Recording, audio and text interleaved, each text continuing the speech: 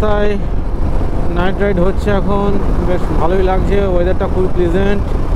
একবার শুধু দেখাই স্টক লাইট আর এইচজেজির পার্থক্য।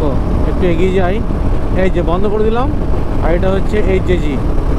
মানে অক্সিলারি লাইট ছাড়া রাইডিং করা নেক্সট টু ইম্পসিবল, অন্তত হিমালয়ান 450 লাইটের ক্ষেত্রে। লাইটের ফিডব্যাক একদম ভালো নয়।